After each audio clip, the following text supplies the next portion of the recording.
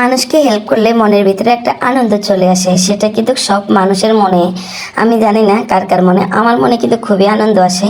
তো আমি একটা আপুকে হেল্প করলাম, আজকে সেই আপুর গল্পটাই বলবো। আসসালামু আলাইকুম।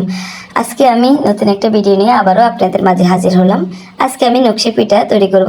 জানি নকশি পিঠা মানুষের মতো অত সুন্দর হবে না, তো আমি যা পারি তাই আপনাদের সাথে শেয়ার করব। একটা প্রেগনেন্ট আপুর স্কুলে, ওনার সাথে আমার খুবই ঘনিষ্ঠতা, খুবই মানে কথাবার্তা হয়। উনি বললো আমার মিষ্টি জিনিস খেতে ইচ্ছে করে, কিন্তু আমি বানাতে পারি না পিঠা মিঠা, আমার খুব খেতে ইচ্ছে করে। তা আমি বললাম ঠিক আছে, আমিও তো পারি না, যাই পারি আপনি আমাকে চাউল গুঁড়ি কিনে দেন, আমি আপনাকে বানিয়ে দেবো। তো উনি আমাকে বললো আপু আমি তো চাউল গুঁড়ি কিনে দেবো না, আপনাকে 1500 টাকা দিলাম, আপনি বানিয়ে নেন। আমি বললাম 1500 টাকা কেন, এত টাকা তো লাগবে না। বললো ওটা আমার ভালোবাসা।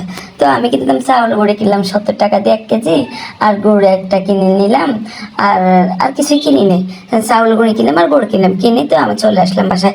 এসে তারপরে কি পিঠা বানাবো, কি পিঠা বানাবো, তারপরে আমি ভাবলাম গুড় দিয়ে নকশি পিঠা বানানি আর জিনিক পিঠা বানানি। তো আমি কিন্তু যে কাছে প্রথমে আপনাকে জিনিক পিঠার ডিজাইনটা দেখে নিলাম কিভাবে বানাই, তারপরে আমি কিন্তু নকশি পিঠা বানাতে শুরু করলাম।